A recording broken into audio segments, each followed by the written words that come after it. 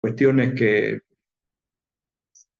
se trata de conectar el aspecto teórico con el aspecto práctico y la presencia, en este caso de ustedes, a través de este tema o esta cuestión que trataremos hoy y que está vinculada con el estado de indivisión postcomunitaria en relación al régimen patrimonial del matrimonio, y en particular haciendo hincapié en ese periodo o etapa que ahora vamos a explicar, y las cuestiones que surgen en relación a este periodo, a esta etapa, sobre todo porque en el nuevo Código Civil y Comercial, el título del estado de indivisión postcomunitaria es un título nuevo, si lo comparamos con el código anterior, porque no había normas específicas concretas respecto de esta situación. Y entonces estas normas resultan, digamos, novedosas en el sentido del derecho vigente y que reflejan, ante la ausencia de normas en el código anterior derogado, la elaboración jurisprudencial que se había dado a falta de norma. En ese sentido, durante 150 años de jurisprudencia del viejo código, se han ido elaborando distintos aspectos que tenían que ver con la administración, con la responsabilidad, con medidas cautelares, etcétera, en este periodo, ¿no es cierto? Y entonces, a falta de normas específicas, la jurisprudencia ha ido estableciendo ciertas pautas que de alguna manera ese título del código, digamos, del 481 en adelante, este, bajo el nombre de indivisión postcomunitaria, recepciona esos criterios jurisprudenciales, y ahora sí está establecido expresamente estas normas o disposiciones que vamos a ver. Decíamos con Paula que el punto donde tenemos que arrancar para interpretar el contexto de esta temática es desde el momento del convenio regulador, es decir, durante la sustanciación del juicio de divorcio, cuando todavía no hay sentencia de divorcio, valga la redundancia. Porque el convenio regulador, como ustedes saben, se requiere que se presenten las distintas cuestiones o aspectos que involucran a ese matrimonio. Entre esos aspectos está el régimen patrimonial. Y si están en el régimen de comunidad, la forma y modo en que se dividen los bienes. La obligatoriedad del convenio regulador es establecer una propuesta en ese sentido, en el juicio de divorcio, pero no es obligatorio que ellos acuerden. Esto es importante porque son dos aspectos que parecen simbólicos, pero que tienen una diferencia sustancial. Es decir, los cónyuges, ya sea en la presentación unilateral o conjunta, según el caso en el juicio de divorcio, tienen que presentar en el convenio regulador una propuesta acerca de cómo se van a dividir los bienes.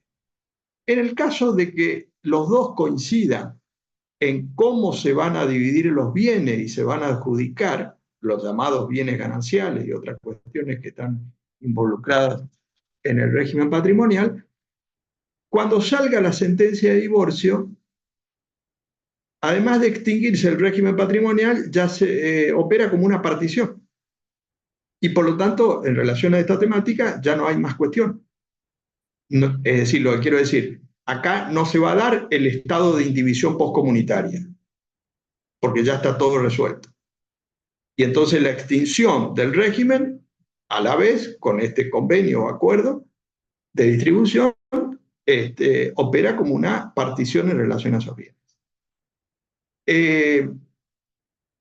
El estado de indivisión postcomunitaria, en el caso del divorcio, se va a dar justamente cuando los cónyuges, por distintas circunstancias, no han acordado respecto de esa distribución de los bienes. Y entonces, como el régimen patrimonial se extingue naturalmente por la sentencia de divorcio, porque la sentencia de divorcio extingue el régimen patrimonial de pleno derecho, ahí entonces van a ser esto que vamos a abordar, que es el estado de indivisión postcomunitaria que se va a extender hasta el momento de la partición. Ese periodo o esa etapa, en la práctica, como no hay un plazo o un tiempo, se prolonga más del tiempo deseable, vamos a decir. Es decir, aún los cónyuges ya divorciados, muchas veces por distintas razones, eh, no hacen la partición y la adjudicación de los bienes gananciales. Entonces, ese estado de indivisión postcomunitaria se prolonga en el tiempo. Eso es importante para señalar porque ahí hay un ámbito o un terreno en donde se pueden dar ciertas cuestiones que todavía no se dan en el convenio regulador. Es decir, en el convenio regulador podría introducirse, en vigencia del régimen actual, algo que el artículo 482, ya en el estado de indivisión postcomunitaria, dice en el primer párrafo: si durante la indivisión postcomunitaria los excónyuges no acuerdan las reglas de administración y disposición de los bienes indivisos, subsisten las relativas al régimen de comunidad en cuanto no sean modificadas en esta sección. Este primer párrafo es muy importante porque el Código introduce la posibilidad de que durante ese estado de indivisión, en ejercicio de la autonomía de la voluntad, los cónyuges puedan pactar y convenir cómo va a ser la administración y la disposición durante ese estado de indivisión. Esto de la autonomía de la voluntad es importante porque recuerden que durante el matrimonio no hay posibilidad de que los cónyuges establezcan bajo la autonomía de la voluntad del régimen, porque el régimen es de orden público en el sentido de que si yo elijo el régimen de comunidad o el régimen de separación de bienes, tanto el régimen de comunidad como el de separación de bienes, las normas están establecidas por la ley. Y los cónyuges no pueden establecer cláusulas o modalidades de cada uno de los regímenes, sino que eso está establecido por la ley. En consecuencia, ahí la administración, la disposición, etcétera, es lo que dice la ley y no hay posibilidad de que los cónyuges puedan alterar. En este estado de indivisión, al haberse extinguido el régimen, ahí se introduce o aparece en forma importante esa autonomía de la voluntad, porque ahí la ley dice, en este primer párrafo, el 482 que leí recién, dice que las normas que vamos a ver ahora, 483, 484, etcétera, van a regir a falta de acuerdo. Es decir, que los cónyuges podrían establecer en ese periodo de indivisión postcomunitaria el régimen de administración y disposición. En ese caso, rige el acuerdo.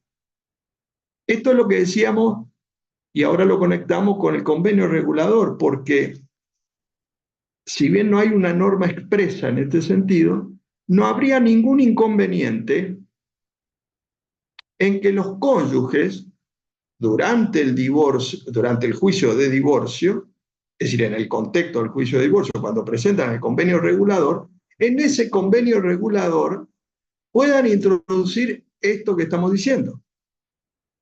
Es decir, ellos no se ponen de acuerdo qué departamento, qué auto, qué dinero o qué bien va a quedar cada uno de ellos. Es decir, no hacen la adjudicación en cuanto a la titularidad en relación a lo que es el régimen patrimonial, es decir, no se ponen de acuerdo qué es lo que tiene que quedar para cada uno, y entonces se va a postergar para después cuando se haga la partición del régimen, en un proceso independiente. Pero sin embargo, ellos podrían acordar sobre la administración y disposición durante la indivisión postcomunitaria. Y ese marco, ese convenio o ese acuerdo, no habría inconveniente en que lo puedan plantear ya en el convenio regulador, que obviamente va a resultar aplicable en el caso que haya la sentencia de divorcio y entonces ahí va a empezar a regir todo. Decíamos que eso es importante porque todavía en la práctica no aparece este objeto, digamos, dentro del convenio regulador y que puede ser muy importante porque podría darle a ellos la posibilidad de diseñar ante este estado de indivisión postcomunitaria el uso y el goce incluso de los bienes que forman parte de la masa común, ¿no? Vos decías el ejemplo, Paula, de... Sí, acá iba a sí, aportarte algo más, Néstor, antes de adentrarnos ya en ejemplos concretos, porque la idea de la propuesta de la clase de hoy es que sea bien práctica. Eh, Así que el que guste ir en el chat haciendo consultas, vamos a estar atentos a ello, de forma de hacerlo más dinámico, ¿sí? Así que ahí los invitamos a todos y a todas a ir volcando inquietudes en el chat. Eh, y una cuestión, antes de adentrarnos en los ejemplos, como decía el doctor, es esta situación de que como nosotros ahora tenemos obligatoriamente que incorporar una propuesta, hay veces que tenemos dos situaciones posibles. O es la antesala a los futuros juicios, porque por cómo viene la negociación y la situación del conflicto, ya sé que hay algunos rubros que no voy a poder acordar, entonces es como una carta de presentación casi para el proceso judicial que se va a sustanciar a posteriori de la sentencia del divorcio. O también puede ser, al contrario, un detonante de ese conflicto. Como nosotros tenemos que hacer propuestas, eh, es interesante contemplar la posibilidad del uso de las reglas de la indivisión poscomunitaria a la propuesta, pues no digo convenio porque ya ahí lo estaríamos, pero también puede ser para el convenio, tanto a la propuesta como para el convenio, para tal vez postergar esa liquidación, esa partición de los bienes comunitarios. ¿Por qué? Porque en determinada situación, determinado conflicto, puede ser que haya algunos bienes que las partes por ahora no quieran liquidar o no quieran asignar o no cuenten con la liquidez para compensarse mutuamente. O no esté dado el contexto económico puntual como para ya mismo liquidar, que eso a veces nos pasa con los inmuebles. Tal vez tenemos un matrimonio con una sola propiedad, pero necesitamos venderla. Y tal vez no es el contexto adecuado del mercado inmobiliario para esta venta. Entonces, ¿qué uno ya automáticamente empieza a pensar? Bueno, atribución del hogar, canon locativo, todos esos juicios a posteriori me van a tal vez intensificar el conflicto cuando por el contrario la utilización de estas normas de la indivisión poscomunitaria nos permiten un diálogo organizativo antesala a evitar este tipo de procesos. Entonces, por ejemplo, en respecto de la vivienda o de una propiedad que haya que liquidar en un futuro, ya en vez de estar reclamándonos atribuciones y cánones locativos, lo que se puede estipular es, ok, las partes entonces vamos a hacer uso de esta propiedad en este formato. Durante tanta cantidad de tiempo lo va a utilizar el otro, los impuestos, las expensas serán a cargo de ciertas reparaciones de mantenimiento o reparación. Otro ejemplo aún más claro que conversábamos con el doctor antes de entrar a la clase es justamente la utilización de los rodados, que a veces son un eje de conflicto porque no, que se lo quedó el uno, pero yo lo necesito para trabajar, pero yo lo necesito para llevar a los chicos al colegio. Bueno, tranquilamente se puede estipular, por ejemplo, el uso del rodado a cargo del progenitor que comparte con los chicos ese día en función del régimen de contacto establecido. Entonces, si a los chicos los tengo yo el martes, además de llevarte a los chicos el miércoles, te dejo también el auto. Entonces, a uno le toca el martes el rodado, a otro le toca el miércoles. Lo mismo, uno lo utiliza de lunes a viernes para poder ir a trabajar y sábado y domingo, entonces el otro lo utiliza para actividades eh, de recreación, tanto personal como para el resto de la familia. Acordar también qué pasa con el pago del seguro, qué pasa con el pago de la patente.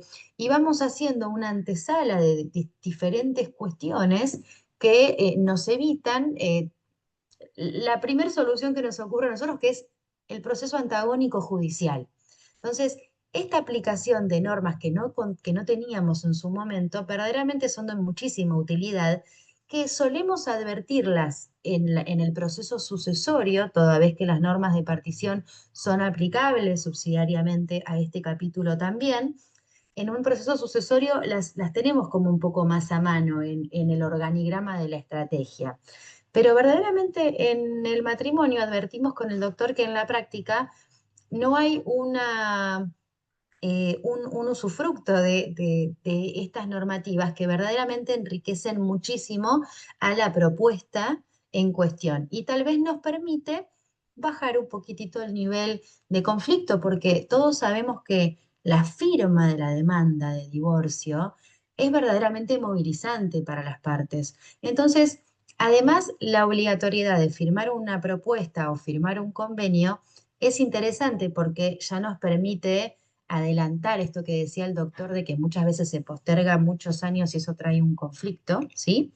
Pero nos permite empezar a generar algunas reglas que tal vez a posteriori nos evitan algunos conflictos que verdaderamente son antagónicos y digamos, tiran más madera al fuego cuando podríamos haber tenido otro tipo de propuestas, no tan definitorias tal vez, porque si yo digo quiero que me atribuyan la vivienda hasta que los chicos tengan los 21 años, y es una propuesta fuerte. Pero si tal vez puedo empezar a hacer propuestas de índole parcial a través del uso de las normas de la indivisión postcomunitaria, verdaderamente puedo generar un clima más armónico y generar propuestas alternativas y creativas hechas a medida de manera artesanal para esa medida, para esa familia en particular. A ver, voy a chusmear Porque un poquito incluso en la vivienda, el chat. uno cuando hace hincapié en la vivienda familiar, recurre a las normas, obviamente, en relación al conflicto, es decir, la posibilidad de que un cónyuge pida la atribución de la vivienda post-divorcio. Es que eso está regulado y está establecido. Ahora, en ese ámbito de la vivienda familiar, este acuerdo o este convenio del estado de indivisión, ellos podrían pactar el uso y goce por parte de uno de ellos, de una determinada vivienda, que no estén en la hipótesis legal, ¿no es cierto? Es decir, en cualquier caso de que puedan acordar respecto del uso de una vivienda, incluso estableciendo una contraprestación. No hay ningún problema en la cual uno podría pactar que va a usar la vivienda a cambio de una contraprestación o a cambio de otra cosa. Digo, O en este también, sentido, ahí hay un ámbito muy diverso que depende de las particularidades del caso y que uno podría utilizar como instrumento, digamos, el profesional. Muchas veces el cliente desconoce esta situación porque, digamos, desde el punto de vista social o cultural está instalado de que, en el caso que estamos hablando, del divorcio, bueno, todas las pretensiones son frente al conflicto. O sea, yo pido la vivienda, tengo la hipótesis o no tengo la hipótesis, si no, ya no pido la vivienda.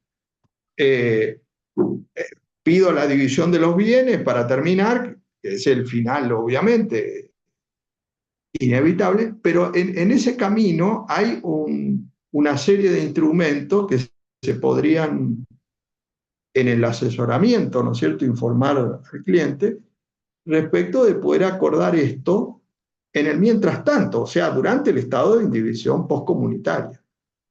también se Porque pueden ahí plantar periodos, por ejemplo, periodos también, de claro, utilización de tal bien sin contraprestación durante determinada cantidad de tiempo, o dentro de un año nos volvemos a claro, reunir. Hay ahí como más claro. adecuación. Y en realidad ahí podría darse mucho la situación de elaborar a través de esa situación en común las particularidades de ese matrimonio, ¿no es cierto? Eso en la práctica no se ve.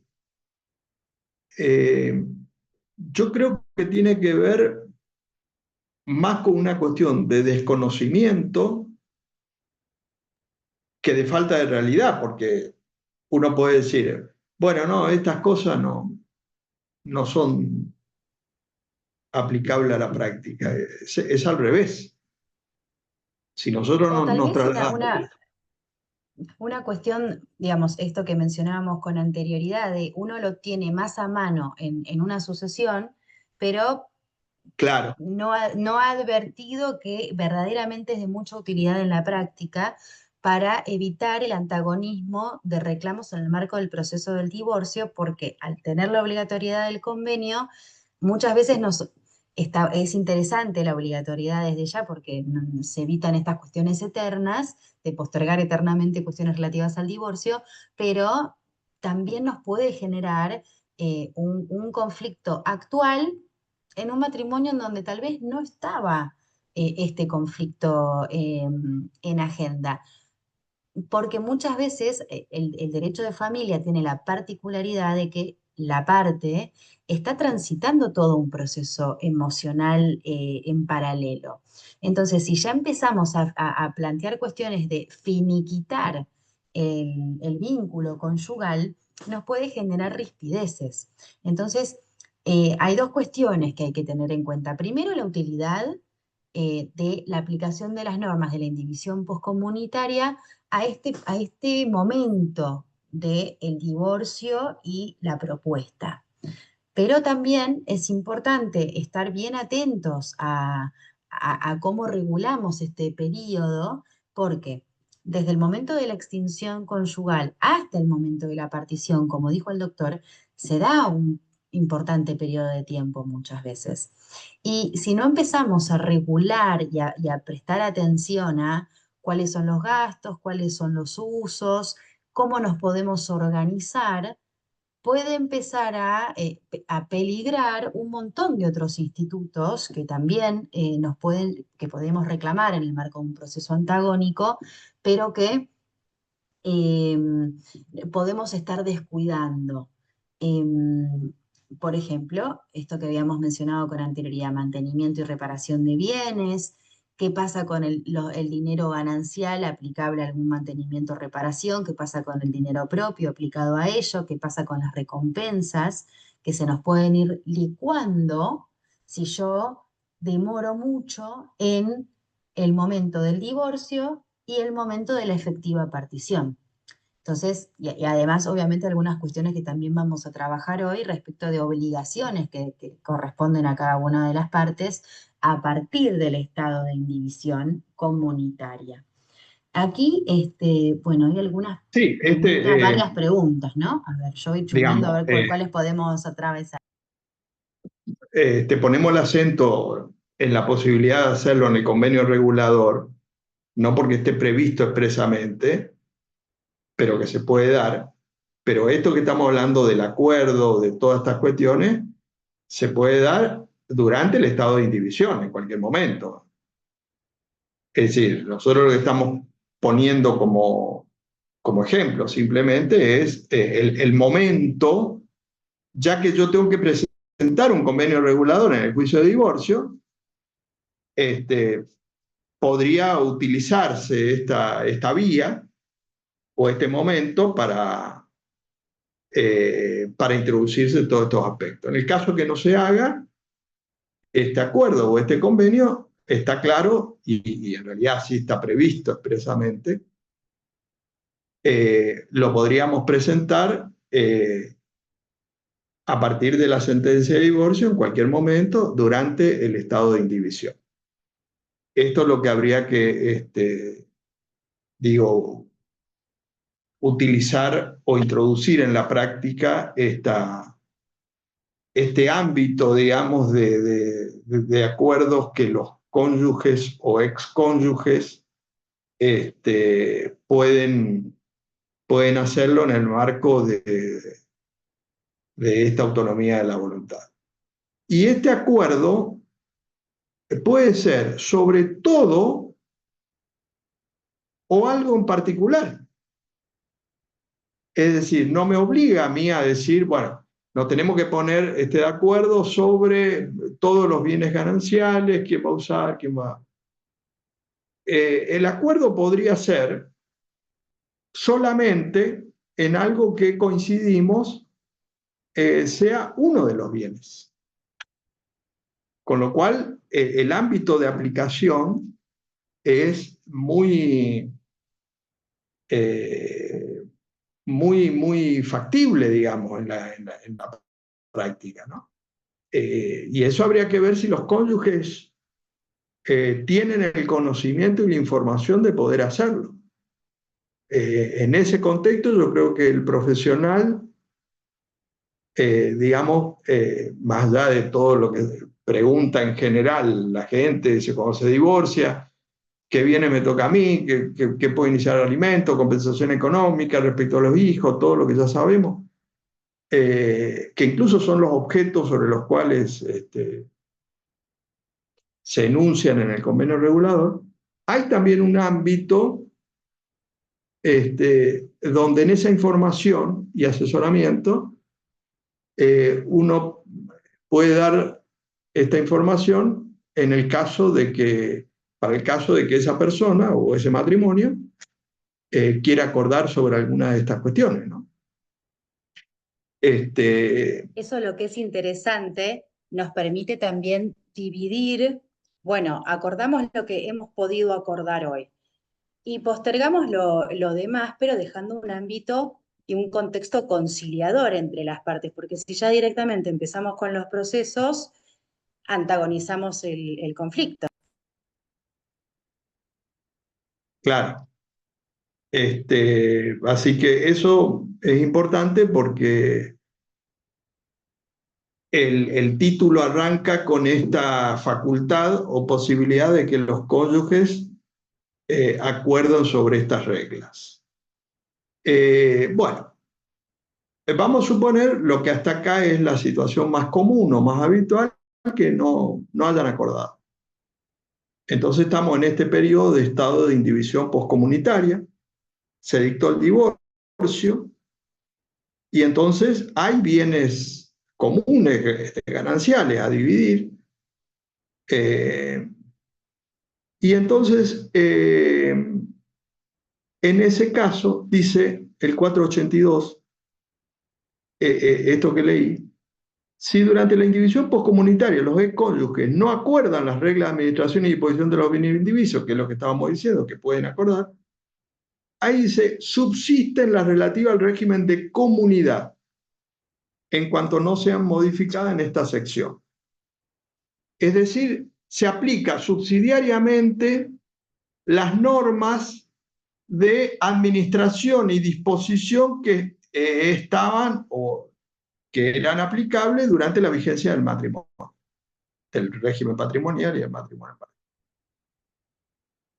Entonces ahí va a administrar y disponer, en este caso, el titular registral, con todas las limitaciones, etcétera, que establece la ley. Es decir, se aplican las normas supletoriamente del régimen de administración y disposición que regía durante el régimen patrimonial matrimonial. Eso es en cuanto al primer párrafo.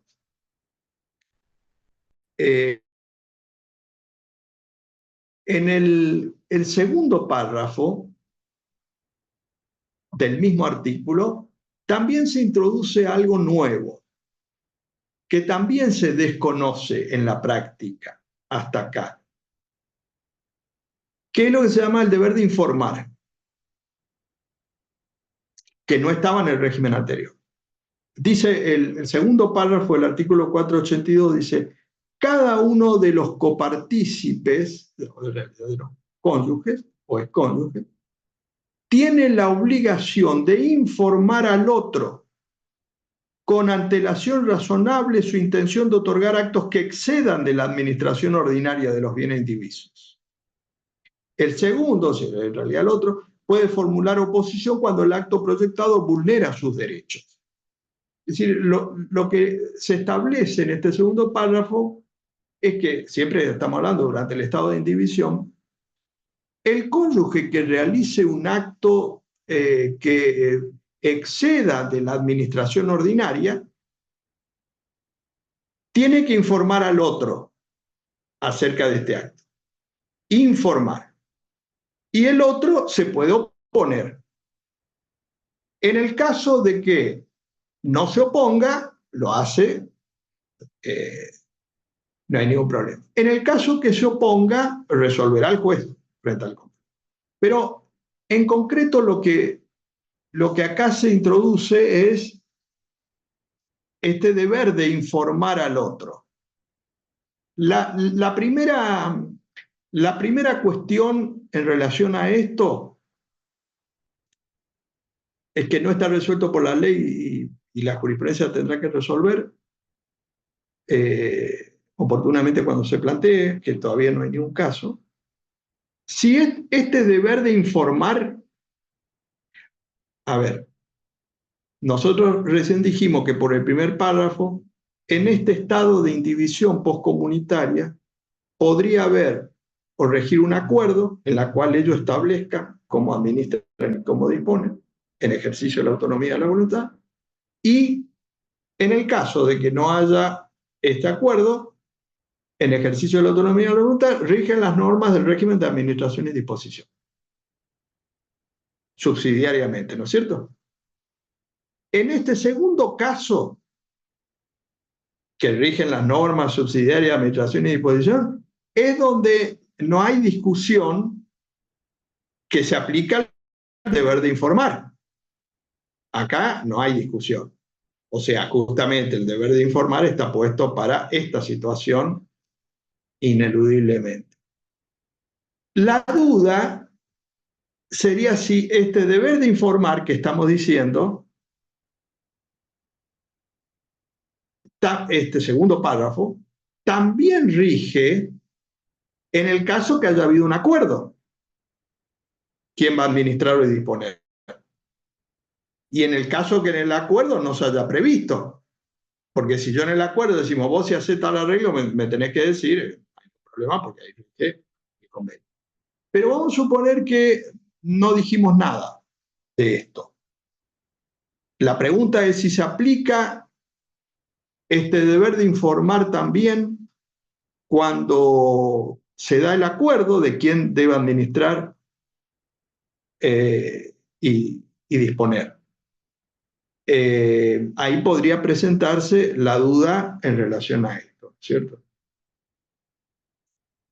Ahora, lo que no habría duda, valga la redundancia, es que, y por eso es importante esto del convenio del acuerdo que decíamos hoy con Paula, porque fíjense que ahí los cónyuges o excónyuges en el acuerdo, cuando establezcan el régimen de administración y disposición, en ejercicio de esta autonomía de la voluntad, podrían decir expresamente que no va a ser necesario el deber de informar.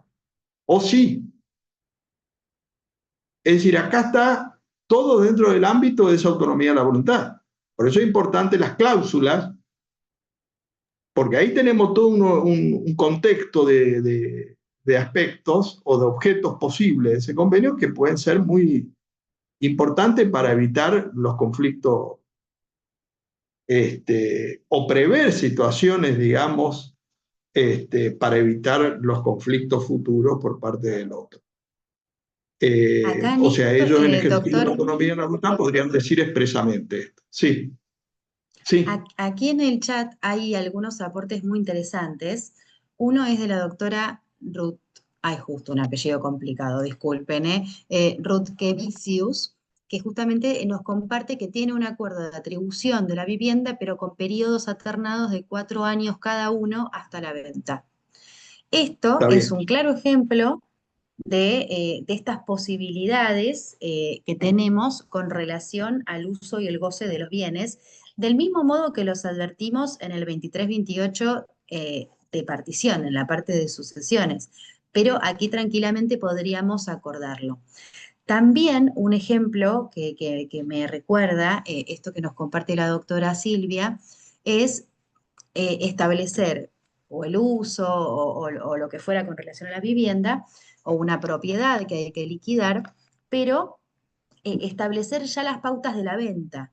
Ejemplo, vamos a publicar a $100.000 durante 6 meses con una inmobiliaria elegida por los dos o que cada uno elija una inmobiliaria y no sea de venta exclusiva. Vamos a aceptar todas las ofertas que sean iguales o superiores a $93.000. Todas estas cuestiones son interesantes para ir previéndolas en el marco de estos acuerdos. Y también acá la doctora Fernanda Gamba nos consulta, que es interesante también, si estos acuerdos basados en la autonomía de la voluntad son válidos para bienes en el extranjero o si hay que hacer el exequatur o si hay algún otro instrumento más económico.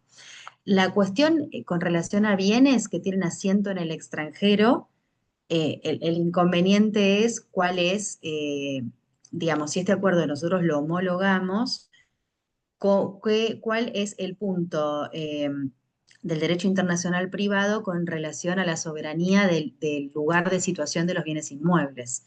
Ahí habría que cotejar cuál es esa legislación, a ver si tiene el mismo punto nexo con nosotros y se aplica la ley del lugar de celebración del matrimonio, que sería la ley argentina, o si tal vez por ese lugar de situación corresponde a alguna otra cuestión, porque ahí también nos va a variar si la titularidad dominial es ganancial en condominio o si la titularidad registral es 100% en cabeza de alguno de los cónyuges.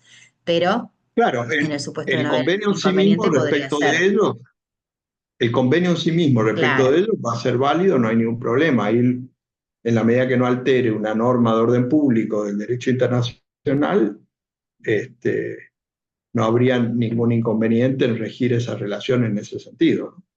Este, podría ser, se me ocurre un ejemplo, varias propiedades, cómo nos distribuimos las rentas. Tenemos 2 propiedades en Brasil, bueno, yo me quedo con la renta de uno, vos te quedás con la renta del otro, no habría ningún inconveniente, se me ocurre. Y claro. acá también hay otro aporte interesante de la doctora Paredes Mateo, que nos pregunta si no se consigue un acuerdo entre las partes, se puede solicitar que lo determine el juez. Y aquí tal vez un extra, ¿no? Que nos dice la doctora, si acredito cierto peligro o situación de riesgo. En realidad, si hay un riesgo o peligro, vamos con las medidas cautelares que se encuentran. De hecho, que esto es bastante común. Uno por lo general se va a las del 721, 722 y se olvida de las que se encuentran en este capítulo, que justamente es para tener en cuenta las medidas protectorias del 483. Pero sí podemos peticionar que haya algún tipo de regulación respecto de algún uso y goce de algún bien que se encuentre indiviso del mismo modo que lo hacemos en el proceso sucesorio. No es necesario el peligro y el riesgo para articular cómo podemos administrar los bienes indivisos. Sí, la petición al juez es desde ya pertinente. Pero bueno, sí la aclaración de que si hay cierto peligro o situación de riesgo, es interesante analizar el 483, que acá se los copiamos en el chat, que nos dice, en el caso de que se vean afectados sus intereses, los copartícipes pueden solicitar, además de las medidas que prevean los procedimientos locales, es decir, todas las medidas que ya conocemos de los códigos adjetivos, las siguientes. A, la autorización para realizar por sí un acto para el que será necesario el consentimiento del otro si la negativa es injustificada, su designación o la de un tercero como administrador de la masa del otro, su desempeño se rige por las facultades y obligaciones de la administración de la herencia. Así que esos son dos cuestiones también a considerar. Sí, el Hay segundo es algunos aportes más. el segundo es una medida, el inciso B es una medida muy extrema, que prácticamente debe ser muy excepcional porque la designación del otro cónyuge o un tercero como administrador digamos, estaría muy cercano ya o entraría a jugar con el tema de la restricción de la capacidad, ¿no es cierto? O sea, no es que es una medida común o ordinaria, sino que debe ser una situación muy excepcional o extrema, ¿no? Porque en realidad me está quitando a mí la administración de la masa. Es decir, ahí habría que ver de que esa, esa particularidad de quitarme la administración sería como una restricción de esa capacidad en el sentido eh, que, digamos, tiene que tener una justificación, no es una medida judicial que como una medida cautelar más porque se desvirtuaría el sentido de, por eso decía, de todo el régimen de capacidad que rige hoy desde el punto de vista convencional. No nos olvidemos que en la restricción de capacidad, para restringir la capacidad, tiene que ser no solamente excepcional, sino que la sentencia judicial tiene que establecer qué actos puedo no realizar. Entonces, jugando esto con el inciso B, si yo le quito toda la administración, es como prácticamente, es más que una, o casi una restricción de capacidad, ¿no es cierto? Este, Y pero ahí bueno, sí sería formalmente sería un una medida divorcio cautelar, súper ¿no? conflictivo. Tal cual, ahí sí Claro, es un divorcio súper conflictivo, ¿no? Pero bueno, que es lo que estamos un poco intentando evitar. Pero sí, por lo sí, sí. general esa cautelar queda como perdida. Este, eso de una aclaración sobre el tema del deber de informar y por qué es importante también acordar esto que decíamos. Porque si bien es positivo el tema de la inclusión del deber de informar al otro, esto que decíamos el 482 en el último párrafo, lo cierto es que eh, la norma es muy precisa. Entonces, puede dar lugar o va a dar lugar a conflictos. ¿Por qué? Porque fíjense que dice, obligación de informar al otro con antelación razonable. Ahí ya viene el primer conflicto. O la primera pregunta, ¿cuál es la antelación razonable? ¿Un día, 2 días, un mes, 2 meses, 3 meses, 4 meses?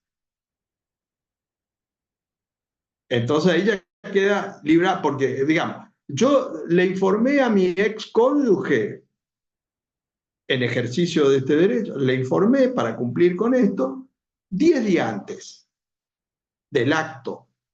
Vamos a suponer, yo estoy en un bien ganancial que corresponde a la masa de gananciales a dividir, y yo en ese bien ganancial que estoy viviendo o que estoy administrando, voy, le informo que voy a hacer una reparación, una mejora, en el sentido de voy a hacer un piso arriba, voy a construir un piso arriba.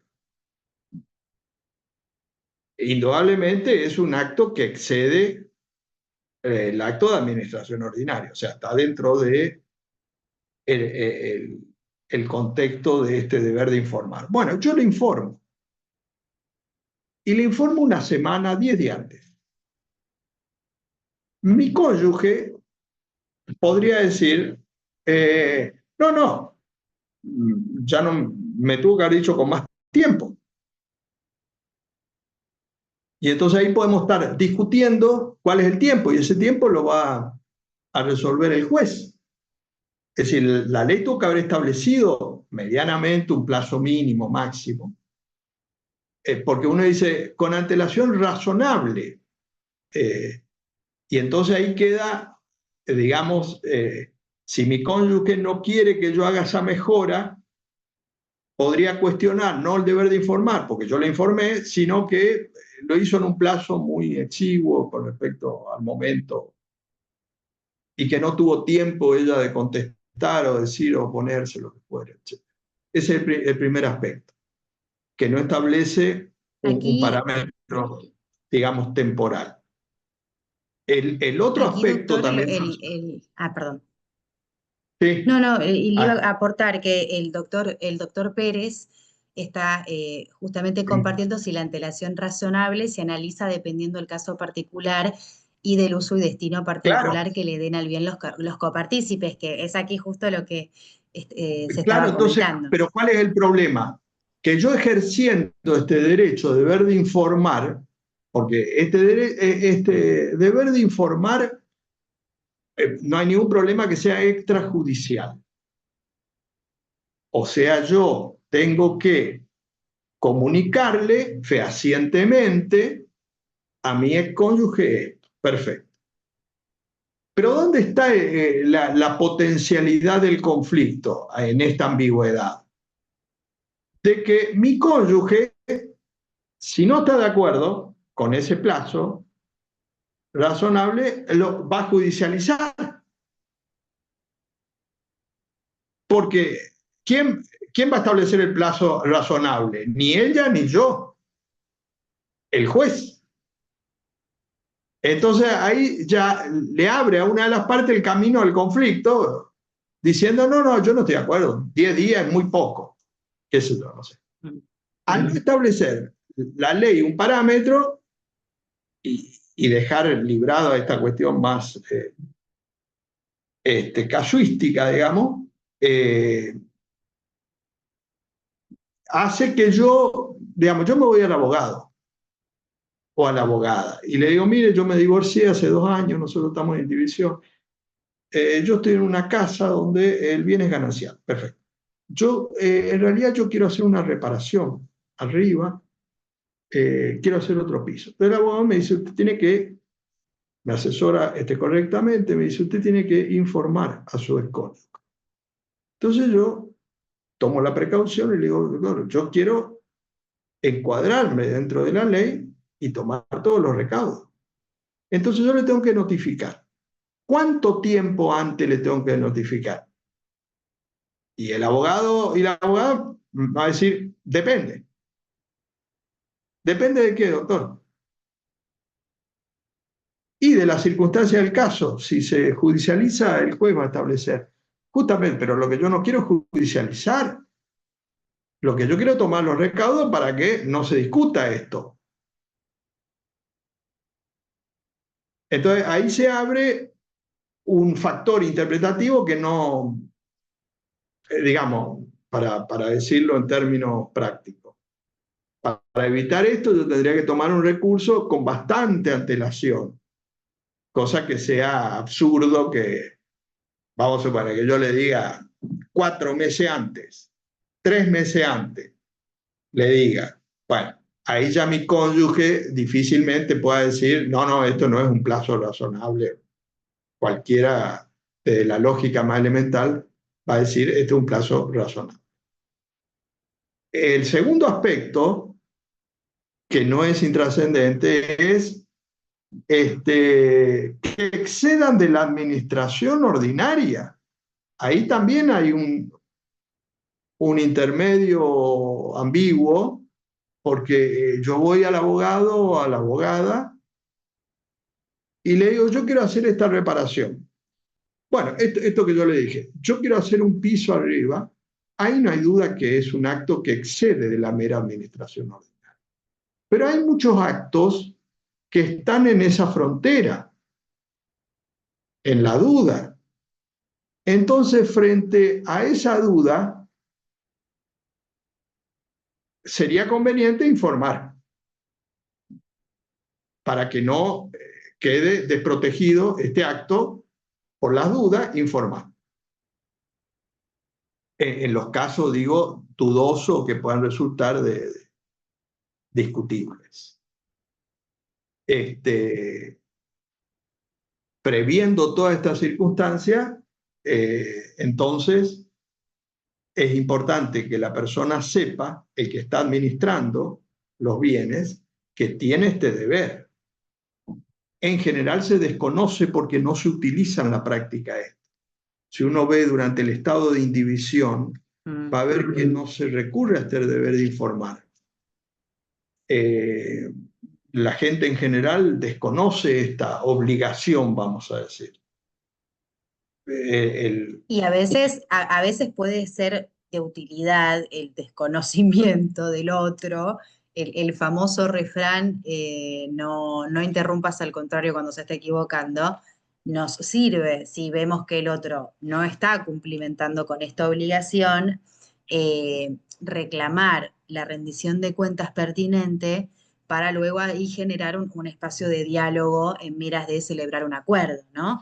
O sea, utilizarlo en miras de la conciliación. Esto también va a colación de este aporte que hace en el chat el doctor Nielsen, donde consulta si en el caso de una sociedad que se formó durante el matrimonio, pero que siempre fue administrada por uno de los cónyuges, puede pedir el otro la rendición de cuentas por los frutos obtenidos durante los años posteriores a la sentencia de divorcio y a su vez reclamar la sí, división de las cuotas sociales, obviamente de la cuota social ganancial, y si la rendición de cuentas tramitaría dentro del proceso de liquidación de bienes de la comunidad. De la comunidad. Aquí la rendición es una acción individual, o sea, vamos a sí, tener que hay convocar a una situación, mediación.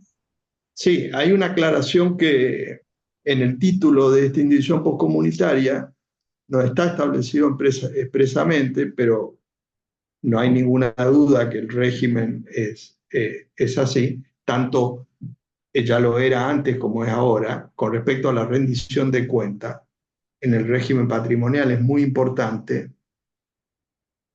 porque hasta que se da la extinción del régimen, es decir, mientras está vigente el régimen patrimonial de comunidad, no hay rendición de cuentas. Esto es clave. Es decir, si yo tengo a mi nombre un bien ganancial, lo compramos durante el matrimonio a título oneroso, típico caso de bien ganancial, y lo escrituramos a mi nombre. Está derecho real de dominio a mi nombre. Estamos casados y está vigente el régimen patrimonial. Durante la vigencia del régimen patrimonial por los actos que yo hago, mi cónyuge no me puede pedir la rendición de cuentas. ¿Está claro? No hay rendición de cuentas. Derivado de la administración y la disposición del régimen de comunidad durante la vigencia del régimen. La rendición de cuentas comienza a regir o a aplicarse a partir de la extinción, es decir, en lo que estamos hablando, durante el estado de indivisión postcomunitaria, ahí sí hay rendición de cuentas, por los actos ahí, no anteriores. Entonces, en el ejemplo que estamos diciendo, si yo estoy administrando un bien ganancial durante el estado de indivisión, está claro que mi cónyuge me puede pedir la rendición de cuentas. Durante el estado de indivisión, no durante la vigencia del régimen de comunidad. Es una diferencia muy importante y clave, porque, a ver, vamos a suponer que nosotros tenemos ganancial un campo. ¿Por qué pongo el ejemplo del campo? Porque puede tener una renta muy importante, a lo mejor más importante que el valor del campo. Entonces, nosotros tenemos un campo, incluso vivimos de esa renta del campo, estamos casados, el campo está a nombre mío. Muy bien. Resulta que yo la cosecha la vendo y otros frutos que devienen de ese campo. Entonces, mi cónyuge, a los 2 años, eh, me dice, ¿dónde está la plata de todas estas cosechas y ventas que hicimos de, del ganado, etcétera, etcétera? Yo no tengo que rendirle cuenta. Yo le puedo decir, gasté todo. ¿Cómo que gastaste todo? Sí, gasté todo.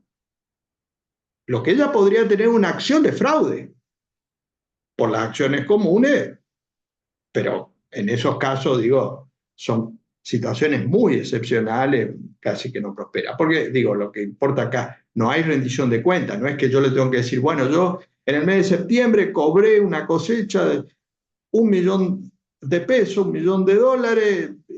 No, no tengo que rendir cuentas. Eso es muy importante porque el titular registral administra libremente, entre comillas.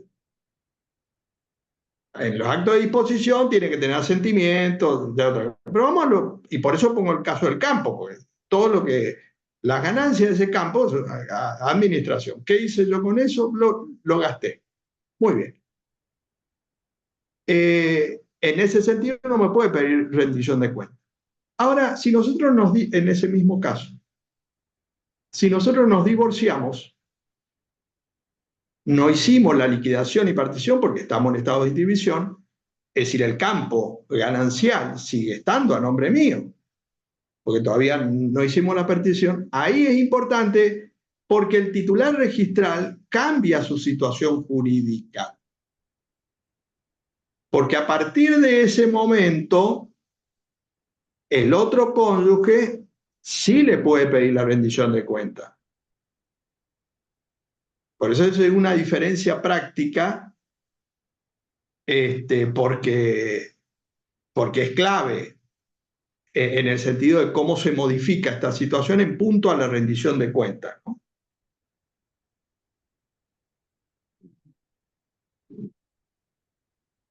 Aquí, doctor, la doctora Risuti consulta si con las indemnizaciones laborales se puede pedir también rendición de cuentas. Y si en caso, acá la doctora Lema, si en caso de una SRL, dos cónyuges tienen donde una tiene un porcentaje mínimo, se pide rendición. O sea, en No, a ver, indemnizaciones laborales y en rendición de cuentas. Para no, mí el primero es más de deber de informar.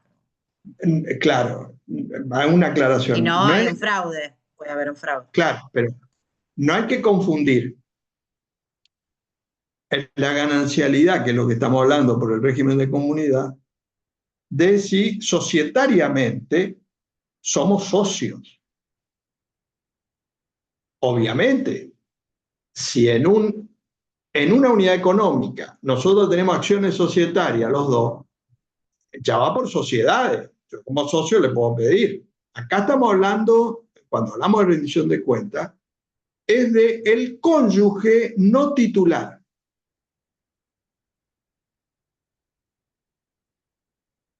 Por el régimen de comunidad durante el matrimonio o durante la vigencia del régimen en realidad, no tiene obligación de no, o el otro no le puede pedir rendición de cuentas. Sí, durante el estado de indivisión postcomunitaria. Esto que decía de las indemnizaciones, si cobramos algo, por eso digo, acá el punto es, dentro de la comunidad hay bienes gananciales. Entre los bienes gananciales están los frutos o la renta de bienes propios o gananciales o del trabajo, de la profesión, arte, industria, etcétera, es ganancial. Entonces, ya sea los frutos que devenga un bien propio ganancial, que son gananciales durante la comunidad, o lo producido por el trabajo de su profesión, arte, industria, que es ganancial, pongo el caso del trabajo, vamos a suponer, yo estoy en relación de dependencia y yo cobro todos los meses $50.000. Soy empleado de una empresa y cobro $50.000. Esos $50.000 para la ley los califica como ganancial durante el matrimonio y si estamos en el régimen de comunidad. Perfecto. Ahora, ¿qué pasa? Esos $50.000, la empresa me paga a mí, lógicamente. Yo recibo los $50.000. Estamos casados. Esos $50.000 están bajo mi administración. O sea, yo hago lo que quiero.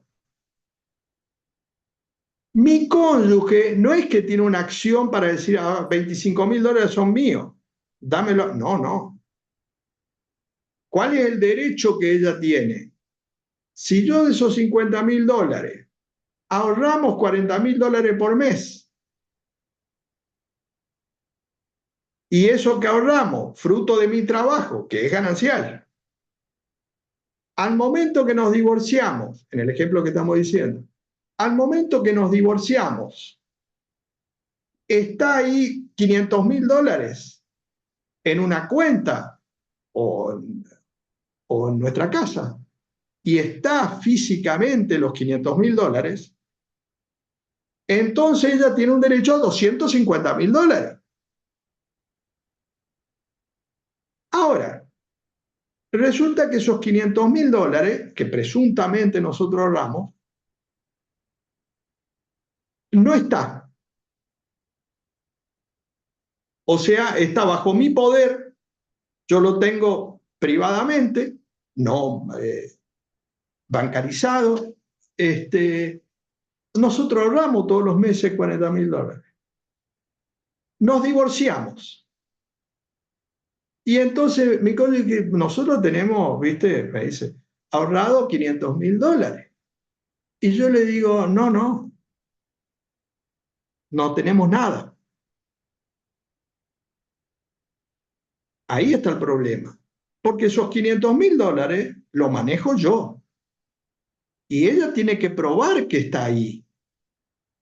Por eso es importante, es decir, y voy a lo que era el eje de la pregunta. No me puede ella decir, no, no, al juez. Él ganaba $50.000 por mes, nosotros gastábamos más o menos $10.000 y ahorrábamos $40.000 por mes. Por lo tanto, en algún lugar tiene que estar más o menos $500.000, dice mi cónyuge en el divorcio. Entonces yo voy al juez y le digo, lo gasté. Y se terminó. No tengo que explicar nada. O sea, no tengo que rendir cuenta, a esto voy, de qué hice con esa plata. Eso es muy importante, Se agotó, se porque, consumió. sí, exacto, No, se que se consumió. consumió. Por eso. Por eso es importante esto, porque no es que yo tengo que dar las explicaciones de cómo lo gasté, dónde lo gasté y si lo gasté. Durante el matrimonio. Ahora, si nosotros, en el ejemplo que decíamos, tenemos un campo ganancial, nos divorciamos y yo estoy en la administración y yo soy el que cobro todos esos frutos, mi cónyuge a los 6 meses me puede decir, rendime cuenta de qué es lo que vos cobraste estos 6 meses. Ahí sí, durante el estado de indivisión. Por eso cambia sustancialmente la situación jurídica durante la vigencia del régimen y durante el estado de indivisión, en este punto, cuanto a la rendición de cuenta, ¿no? Aquí, doctora, hay Eso es dos importante. consultas también. Sí. Hay dos consultas en el chat. Una que es diferente al supuesto que recién estaba exponiendo, que es qué pasa con dinero en cuentas bancarias y cajas de seguridad, que es otro tema. Y otro, Sí. que lo pregunta la doctora Gamba, respecto del plazo de prescripción de rendición de cuentas, que en realidad es el plazo genérico del 25-65 años, pero ¿qué pasa cuando se trata de una administración de alquileres y por ende que son de frutos periódicos? Si ahí se modifica el plazo de prescripción de 5 a 2 años. No, Y en general se interpreta que es 5 años los fines del régimen patrimonial, ¿no? Aplicable para todos los casos. Ahora, sí, esto de porque el la... nacimiento de el nacimiento de la obligación de rendir cuentas deviene del matrimonio, por ende se aplicaría el Claro. 25-60. Espera que algo dijiste antes que se me fue, que quería Sí, aclarar que de... consultaban la doctora Lema y la doctora Dileo Lira si esto también se aplicaría al supuesto de las cajas de seguridad o si estamos en Sí, realidad ya sí, hablando de otro supuesto. sí, ahí es importante, por eso decía que no esté registrado. Si no está registrado, una prueba, yo lo tengo en una caja fuerte en mi casa, eh, y por lo tanto no hay prueba que yo tenga 10, 20, 30 millones, 1 millón, lo que sea. Bueno, si está bancarizado, ahí la prueba ya es más fácil. Ahí lo que yo tengo que probar es que al momento de la extinción, para que entre en la masa común, ¿no es cierto?, a dividir, después cuando se haga la partición, que al momento de la extinción haya estado ese dinero. O sea, yo tengo en el banco, o tenemos en el banco una cuenta de un depósito de $100.000. Muy bien. Si se dicta el divorcio, la sentencia de divorcio, al momento de la sentencia de divorcio, en el ejemplo, está en el banco los $100.000. Y 5 días después vence plazo fijo en dólares. Yo voy y lo retiro. Retiro los $100.000 del banco. Perfecto. Cuando hacemos la partición, ahí mi cónyuge tiene probado de que al momento de la extinción estaban los $100.000. Entonces ya tiene derecho a $50.000. Lo que hay que probar es que al momento de la extinción estaba eso. Por eso en el sistema bancario lo que sirve es para probar que en ese momento, cuando se extinguió, estaba en la masa de esos gananciales. Ahí ya no importa que después quién lo retiró, cómo lo retiró, etcétera, etcétera. Es decir, integra la masa común a dividir de los gananciales. Cuando está bancarizado, cuando está en una cuenta. Porque si yo lo tengo en el sistema bancario, en una caja de seguridad, ahí también no hay posibilidades de probar porque, a ver, en el mismo ejemplo, nosotros teníamos $100.000 en un banco, en una caja eh, del banco, una caja de seguridad del banco. Nos divorciamos, teníamos $100.000. Y mi cónyuge prueba que yo 3 días después entré a esa caja de seguridad.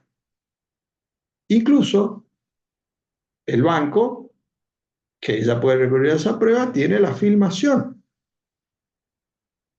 de que yo, y el banco aporta, de que yo entré a la caja de seguridad 5 días después del divorcio. En realidad, en ese caso, yo entré y saqué los $100.000. ¿No es cierto? Ahora, el problema es que en el expediente, en ese contexto de discusión nuestra, ella no puede probar nada. Porque la cámara de seguridad lo único que registra, obviamente, es que vos entraste. Pero la cámara de seguridad no está en el lugar donde dice son los $100.000, 20 o 30 o nada. O sea, yo voy y digo, sí, yo entré 5 días después, entré a la caja y no había nada. Y no hay prueba. Por eso digo, el tema de las cajas de seguridad en el banco no me da, no le da al otro o al que no tiene acceso la prueba de lo que había, justamente. Es como si hubiera tenido en mi casa, vamos a decir. Aquí, Lo cual aquí, doctor, hay otra consulta de la doctora Sí, Álvarez. Pregunta qué sucede en este supuesto, sí, que esto también es muy común, si la cuenta bancaria o la caja de seguridad se encuentra también en cotitularidad con un tercero, por ejemplo, los padres de alguno de los cónyuges. sí, ahí se presume que los cotitulares tienen partes iguales. Entonces, si hay un plazo fijo de $100.000 de cotitularidad con mi padre, y en este caso se extingue el régimen patrimonial, sería 50.000 para mí. El otro 50.000 se presume que es de mi padre. O sea, mi cónyuge podría pedir la división o el derecho sobre 50.000, 25.000 en este caso. Se presume, de los cotitulares se presume por partes iguales.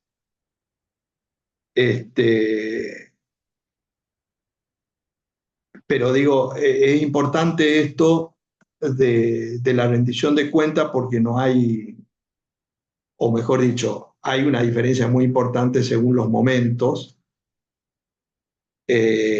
porque durante el estado de indivisión sí tengo el derecho a pedir la rendición de cuentas, que es también algo que no suele ser común o habitual en el régimen patrimonial.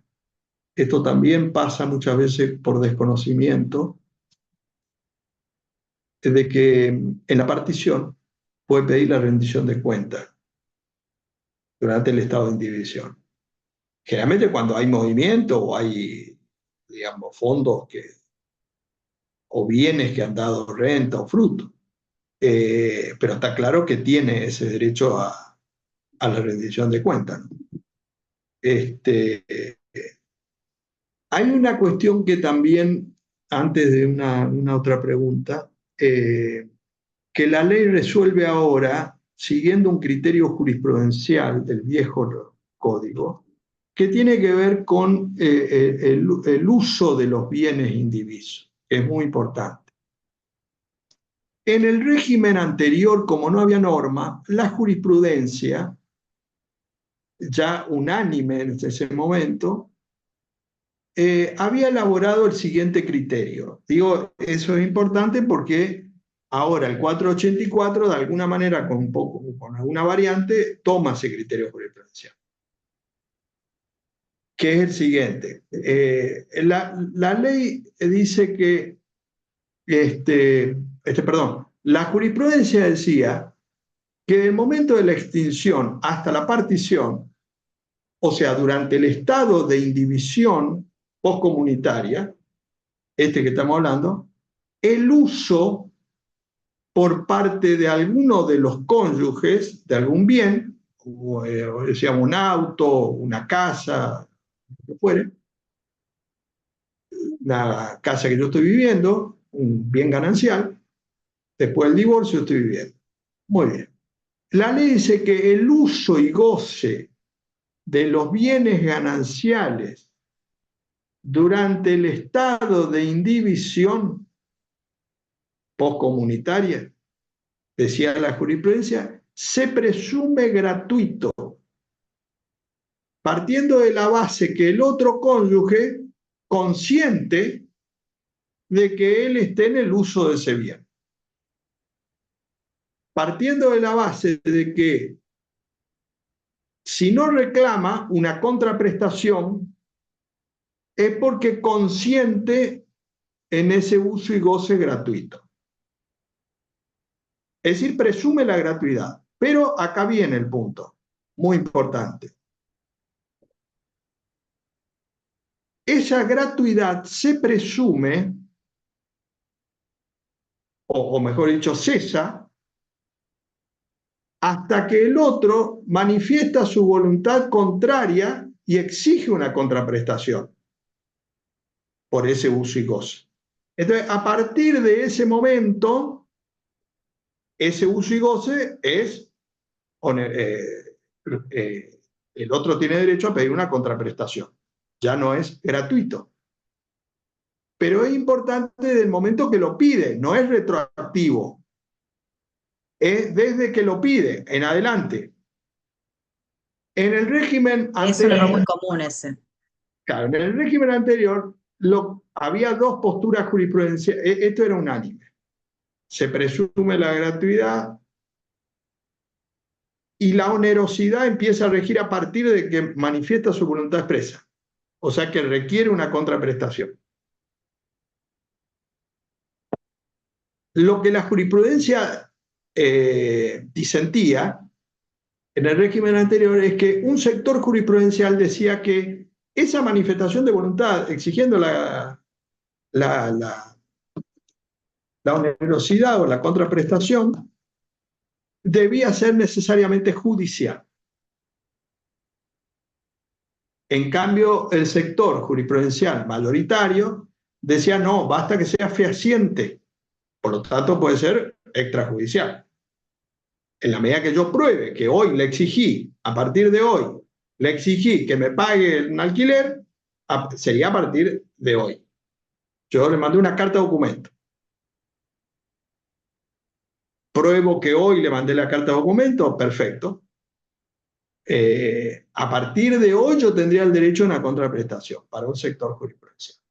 Bueno, ahora la ley establece expresamente este régimen, que en gran parte lo toma ese criterio jurisprudencial, porque fíjense que el 484, el artículo 484 dice, el uso y goce excluyente sobre la cosa.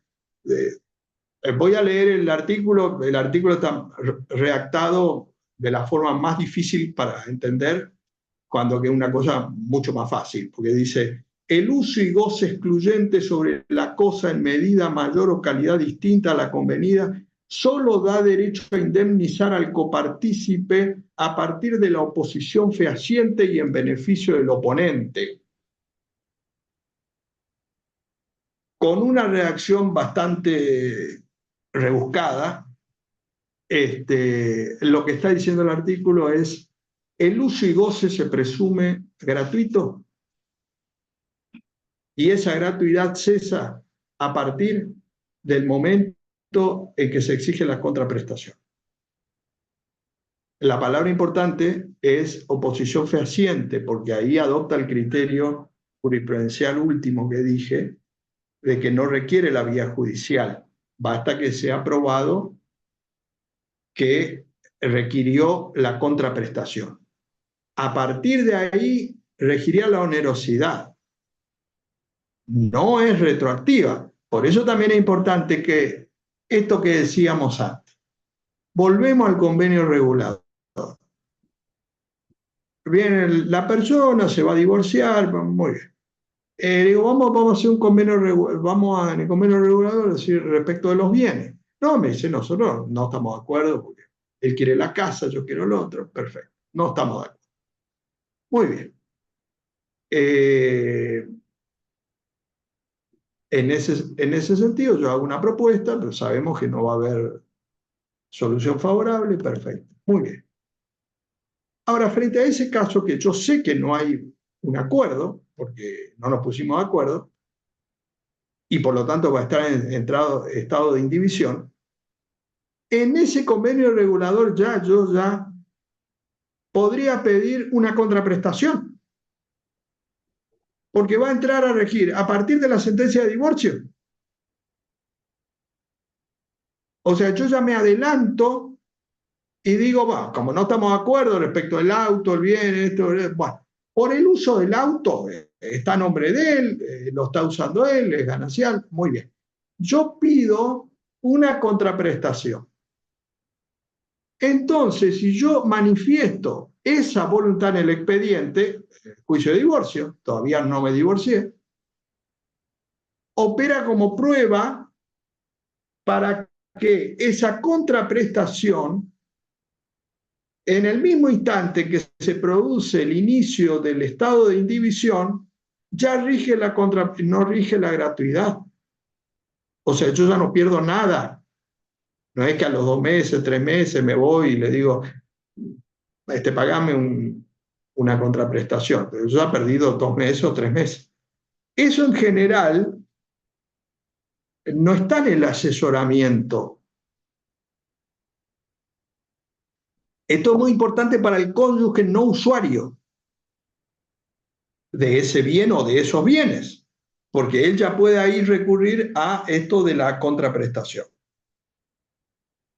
Por eso digo, es importante en qué momento se exige la contraprestación, porque no es retroactivo.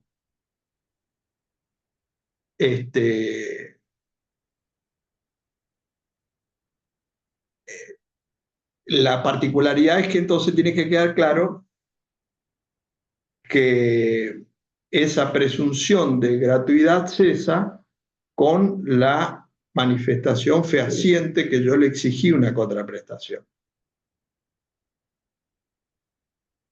Es Entonces que la tenemos verdad es que es lógico laudos de esta... caso, porque alguien podría decir, bueno, ahora con toda la prueba tecnológica, etcétera, creo que se aporta WhatsApp, etcétera.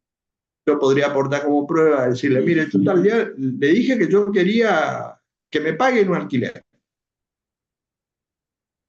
Podría ser válido ese medio, pero ahora hay que ver el valor que puede tener en la apreciación judicial, digamos. Tendría que ser un poco más formal, de manera... ¿Por qué digo un poco más formal? Porque, ojo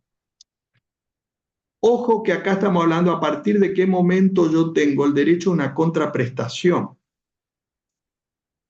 Porque yo puedo ir a los 6 meses a la justicia a decirle, bueno, yo quiero que me pague el alquiler. O en el momento de la partición. Eh, y ahí lo que va a regir para ver y determinarse lo que me tengan que pagar, que es lo que va a decir el juez, el momento es muy importante, porque ahí va a ser retroactivo al momento que yo expresé mi voluntad.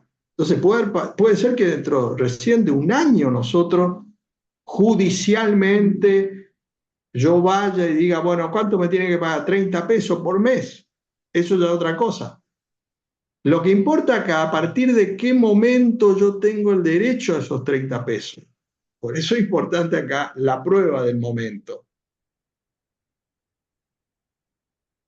Que eso muchas veces se desconoce, porque sacando los casos de atribución de la vivienda por ley, en la cual se establece judicialmente el caso de atribución de la vivienda, ahí ya se determina lo que sea. Pero en los otros casos de uso y goce de bienes de la comunidad, yo puedo exigir contraprestación de todo y cada uno de los bienes, que muchas veces puede ser un valor importante. Y eso yo voy a tener como recompensa al momento de la partición. Porque el juez va a decir 30 pesos. Bueno, usted le pidió hace un año y medio, fehacientemente. Entonces yo tengo en un año y medio 30 pesos todos los meses como crédito. Eh, porque si yo nada dije, la ley presume la gratuidad. Por eso es una diferencia muy importante, digamos, ¿no?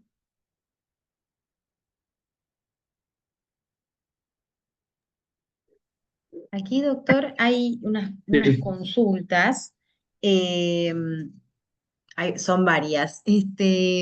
Bueno, espérenme que justo empezaron a escribir y me, me complican la lectura. Con relación a lo que estaba exponiendo recién, si solo con iniciar el expediente de liquidación se tiene como voluntad de expresa la negativa al uso exclusivo, eh, y si es válido como prueba para pedir la contraprestación haber requerido la entrega del bien para darle uso para las actividades de los hijos menores. Es decir, el reclamo de un uso No, diferente o el reclamo sí. de la liquidación. Esas serían como las dos consultas.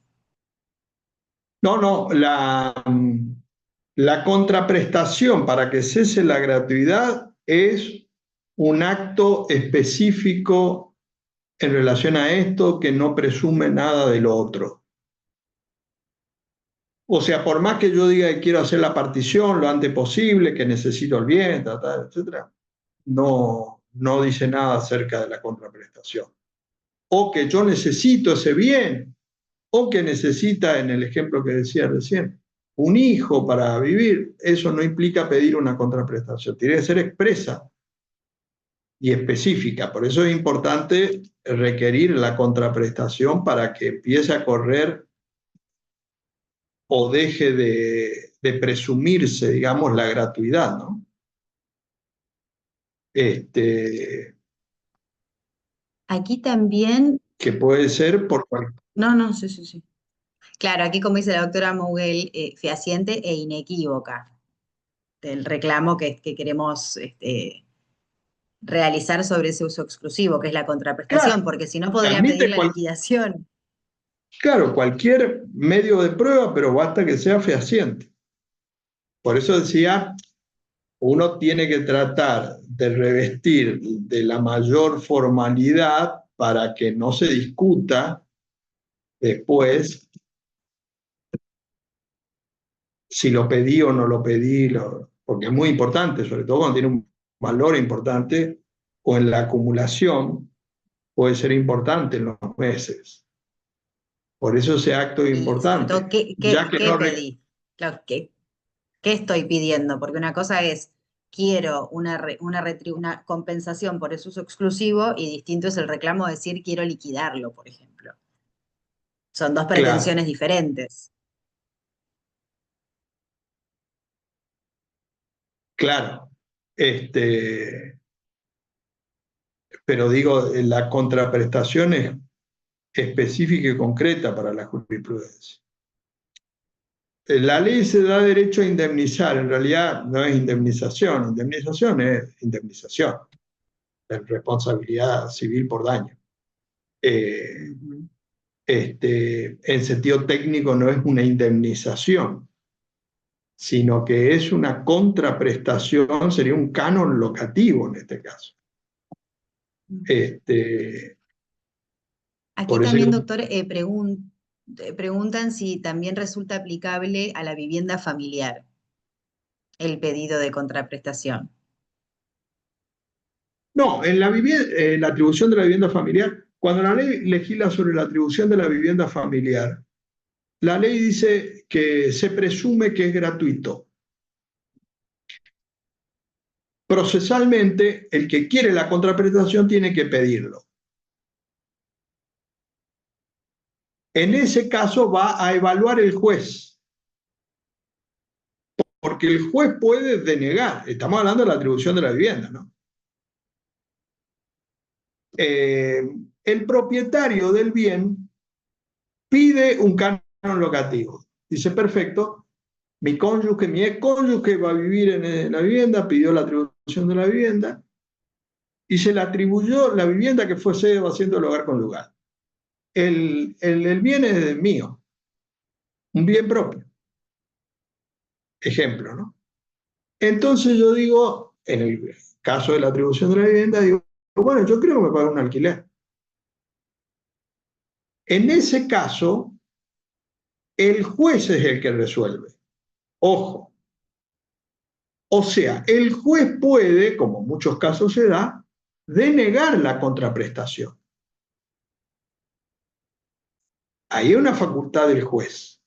En esto que estamos hablando no es una facultad del juez.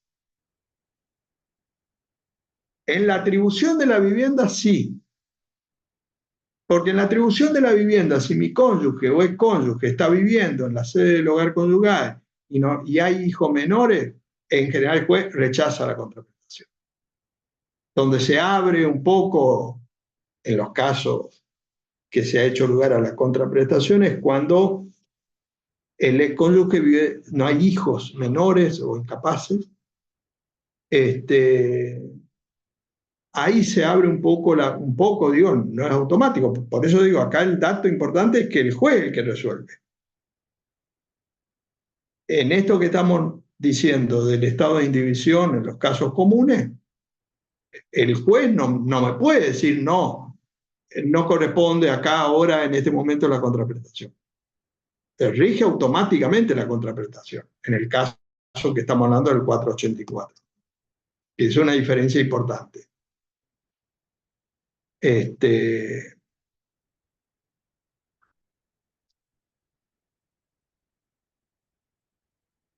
el, hay una disposición que también la ley dice expresamente para distinguirlo del uso de los bienes y el goce de los bienes, los frutos y las rentas durante el estado de indivisión. O sea, durante el estado de indivisión, los frutos y la renta acrecen a la comunidad, no al usuario. El 485 dice, los frutos y renta de los bienes indivisos acrecen a la indivisión. El copropietario que los percibe debe rendición de cuenta y el que tiene el uso y goce exclusivo de alguno de los bienes indivisos debe una compensación a la masa desde que el otro lo solicita. O sea, tiene que quedar claro que si yo estoy en el uso de un bien ganancial, sea gratuito o oneroso, es solamente respecto de ese uso. Si ese bien ganancial da rentas o frutos, eso ya es de los dos.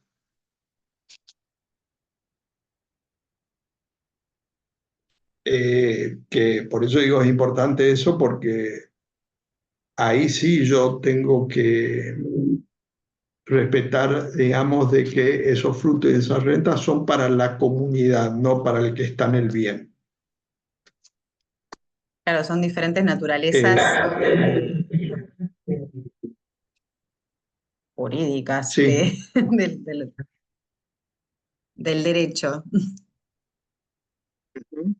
Aquí, doctora, hay dos consultas o tres, de hecho, relativas un poquito más en avance, pero una concretamente si los acuerdos partitivos entre los cónyuges que acuerdan un usufructo pueden ser homologados judicialmente o si requieren la participación notarial para su protocolización tratándose de un usufructo.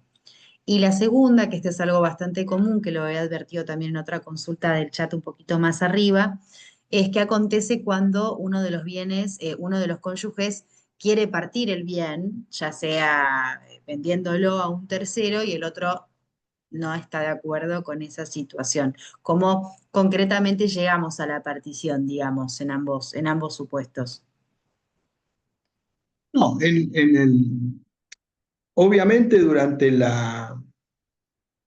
eh, durante la indivisión postcomunitaria, lo que va a regir acá es la titularidad registral respecto a los actos de disposición. Es decir, cuando se produce la extinción del régimen patrimonial y está pendiente la partición, no obstante que se haya extinguido el régimen, la inscripción de ese divorcio no cambia la titularidad de los bienes de la comunidad. Es decir, hasta tanto no se haga la partición, los bienes, no obstante que yo me divorcié, en el registro de la propiedad van a seguir, si está a nombre mío, van a seguir a nombre mío. Entonces, la inscripción de la sentencia de divorcio no cambia la titularidad de los bienes registrables, en este caso, según esté a nombre de uno, otro o de los dos. No importa. Por lo tanto, frente a terceros, si yo quiero disponer, va a disponer el titular con el consentimiento del otro, si un bien ganancial.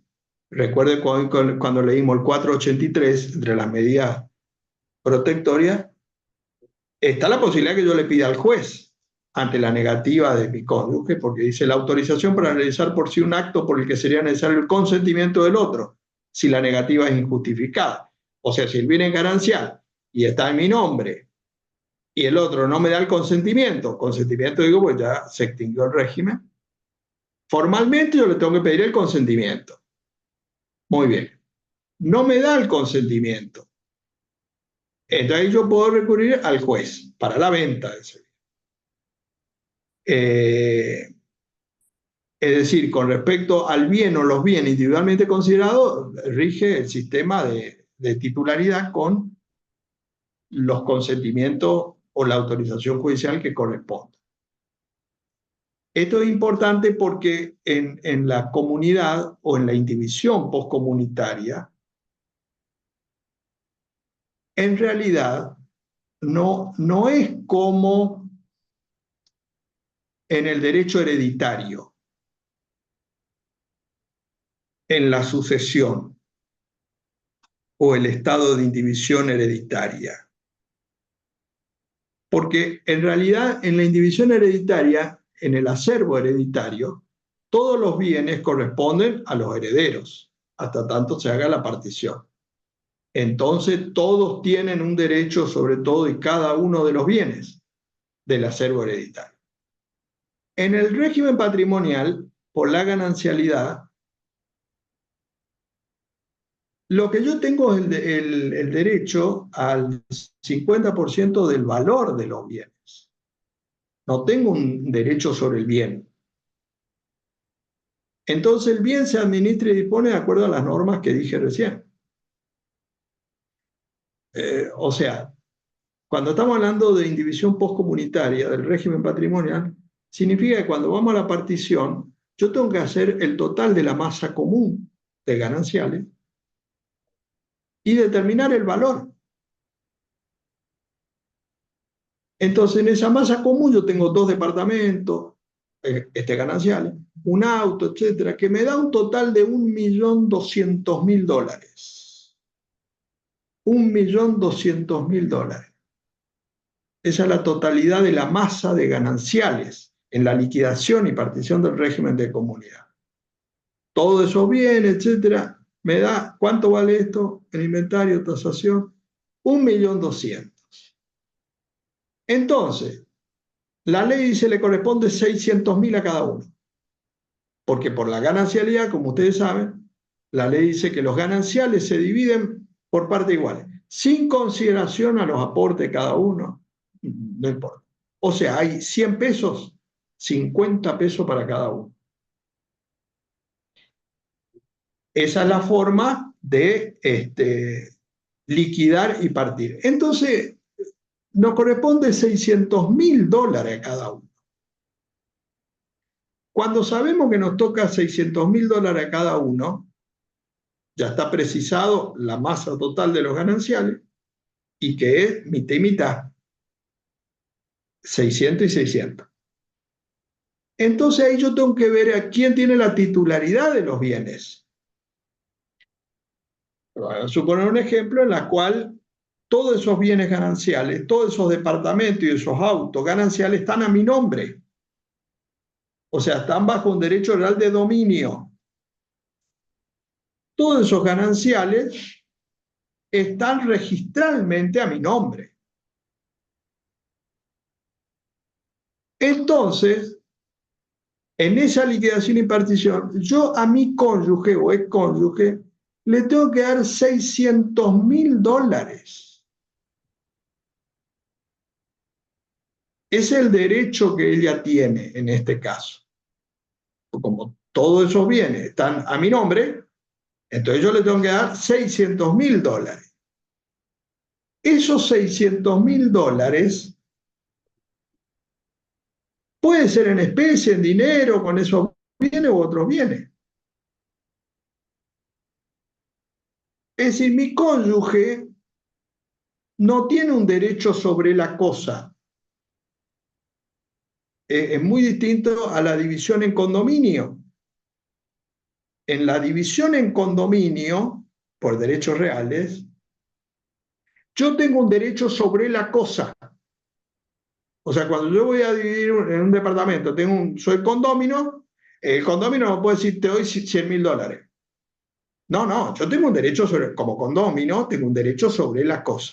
Muy bien. En el régimen de comunidad, yo no tengo un derecho sobre la cosa. Yo tengo un derecho sobre el valor de esos gananciales por el 50%. Y después se discutirá si me dan un departamento, una casa, un auto. Eso es muy importante. ¿Por qué digo es importante? Por esto que decía recién. Acá es importante no confundir de quién es el bien con el derecho que yo tengo por la comunidad. Porque si ese bien ganancial está a nombre de mi cónyuge, ese departamento, El departamento es de ella, a todos los efectos legales. Lo que yo tengo como cónyuge cuando me divorcio es el 50% del valor de eso. O sea, ¿cuánto vale el departamento? 120.000, tengo 60.000 dólares. Ese es mi derecho. Después vamos a discutir cómo me paga esos 60.000 dólares. Pero no necesariamente en la partición de la comunidad se va a escriturar en condominio ese inmueble. ¿Se entiende? No es que en la partición va a decir, bueno, como este departamento es ganancial y está a nombre solamente de uno de los cónyuges, entonces el otro sería el condominio. Vamos a poner el 50%. No es así. Ese es el error más común que se advierte en el Es el contexto error más común, particionario de la claro. indivisión. Tanto Por eso de es muy letrados importante a como de nombre de legos quién en la está el bien materia. ganancial. Claro. Es que está Claro, como esta cuestión medio vox populi, como que los convivientes heredan, que no. Está esta cuestión de que por el hecho de revestir carácter ganancial, el bien es de los dos, tengo derecho a la mitad de los bienes del otro. No, es un régimen de participación de adquiridos que requiere una cuenta técnico-jurídico-contable respecto de cuál es el derecho a la ganancialidad, que no es dominial. claro. Ese para mí es el error más común. Claro, eso también es una diferencia muy importante con la indivisión hereditaria, porque los herederos tienen un derecho sobre Ahí los bienes sí, de la herencia, y sí. ahí sí, Por absolutamente. eso son Sí, en ese situaciones, sentido son aplicables ciertas normas, pero en algunos supuestos muy claro, concretos lógicos, sí, son sí, sí. totalmente Claro, diferentes. porque la gente confunde cuando dice que si el bien es ganancial, el bien es de los dos. Ahí es donde está la confusión, no es de los dos. Es de los dos si está en derecho real de condominio. Claro. Bueno, Pero por el ahí una de las doctoras condominio, decía, claro, ahí una de las doctoras sugería, lo mejor es poner los bienes que queden a nombre de los dos, y si son gananciales, sí. exacto, exacto, porque ahí yo Si ya son tengo por gananciales, sí. derecho real el condominio, ya yo tengo un derecho sobre la cosa. O sea, si yo voy a liquidar el régimen patrimonial, la masa de gananciales, y hay un departamento que está en condominio, un departamento que está en condominio, yo tengo el 50%, ese 50% de ese departamento ya es mío. No me pueden dar forzosamente en esa partición, sacarme eso y darme 100.000 dólares. En cambio, en el otro supuesto, sí, En desinteresado el con otro dinero, supuesto, se sí, desinteresa. exactamente, sí. Este, esa diferencia es muy importante porque no se repara muchas veces en la importancia de la titularidad registral respecto del bien en el Mm. régimen de comunidad, porque ahí es clave a nombre de quién está. Y la realidad es que en la mayoría de los casos los bienes gananciales están a nombre de uno encima.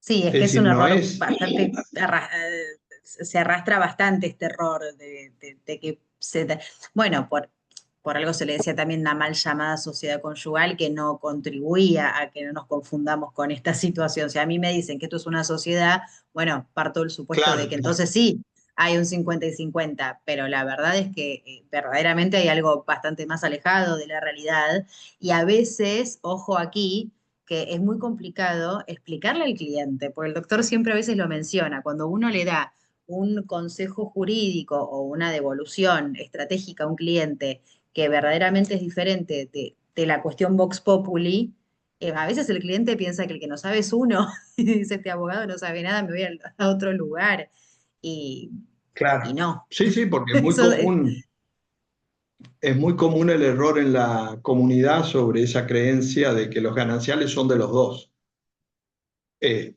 Con lo cual tiene toda Por eso a una... por eso, a mi entender, no solo es importante el asesoramiento jurídico de un letrado patrocinante en el divorcio, sino que para mí sería ideal al momento de la celebración de nupcias. Yo aquí, doctora, agrego otra competencia letrada, pero verdaderamente mucha gente celebra las nupcias, pero no Ujú. comprende la Claro, sí, sí. dimensión de las consecuencias jurídicas del acto que está llevando adelante. Entonces, piensan que, bueno, compran es de los dos, ponelo a nombre de tuyo, total es de los dos, y al momento donde surge el conflicto y empieza esta desconfianza, o la ley presume cierta desconfianza por la cual nace la obligación de rendir cuentas, es donde, bueno, surgen los inconvenientes y a veces es desagradable tener que dar una mala noticia al cliente, pero bueno, hay que, hay que explicarle a los clientes antes de que se casen estas situaciones No, también. es más grave todavía es cuando los futuros cónyuges quieren elegir el régimen patrimonial, Ah, sí. comunidad o separación de bienes.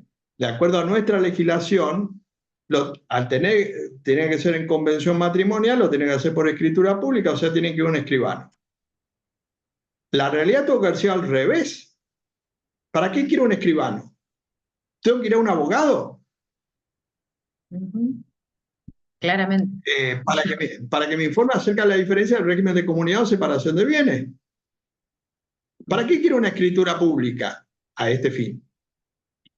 Lo que yo necesito es que esos cónyuges estén informados y asesorados la diferencia que hay o puede haber entre el régimen de comunidad y separación de bienes.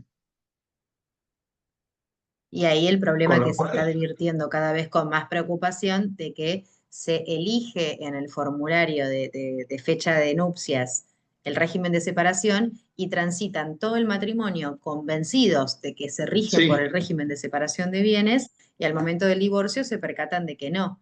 Y tienen que verdaderamente elegir ahí los letrados que representan a cada uno de los intereses si voy a intentar que el juzgado me valorice la elección que yo hice por un formulario o priorice el requisito ad solemnitatem que exige la ley de orden público de que sea por escritura pública.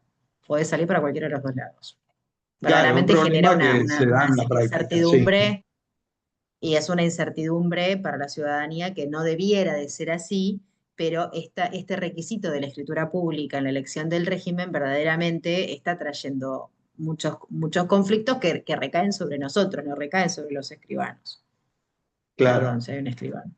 Pero es Este, verdad, sí, sí, con sí, mucho sí, respeto sí. a nuestros estimados colegas, notarios, pero es verdad, hay mucho desconocimiento Sí, pues son de problemas todo lo que futuros que se revieste pueden el acto. acarrear, claro. Este, el, el viernes hay un curso también de graduados que empezamos para el que esté interesado. Cualquier cosa también, mi Instagram es nestor.e.solari. Ahí siempre subimos actividades que pueden ser de su interés. Pero digo, el viernes hay un curso De que me compensación parece, económica. sí, eh, Aquí vamos a para poner el el que esté link. interesado. Sí, así que También bueno, es con modalidad virtual, también con modalidad sí, virtual de 10 a 12, por supuesto, a través del centro de graduados. Aquí en el chat les hemos dejado el link para el que guste inscribirse. La verdad que es súper interesante este curso, no solo por el plantel docente que lo conforma, con la doctora Dudevich, la doctora González y la doctora Vignó, sino porque justamente el juicio de compensación tiene bastantes aristas muy interesantes que van a ser trabajadas allí. Así que verdaderamente les sugerimos seguir los cursos del centro de graduados que con tanta agilidad así los es, programan y con tanta amabilidad nos reciben. así Bueno, es. muchas Bueno, gracias. Y muchas gracias por la excelente clase a vos, Paula, y a Néstor, como siempre. La verdad que se conectan un montón y los siguen a todos los cursos que van proponiendo. Les recuerdo que ahí dejé por el chat el link del canal de YouTube para quienes quieran repasar la clase. Y bueno, no mucho más de mi parte. bueno, Cualquier material que nos lleguen a enviar para los que preguntaban por el chat, si es que hay, nosotros lo vamos a hacer llegar por mail. no hace falta que nos escriban ni que lo soliciten por el chat. Así que no mucho Bueno, más. Muchísimas bueno, gracias y nos vemos en la próxima. muy bien, a ustedes gracias, muy Hasta amables luego, por muchas gracias. participar. Gracias, hasta luego, hasta luego. Chao, hasta luego, nos vemos. Gracias, gracias.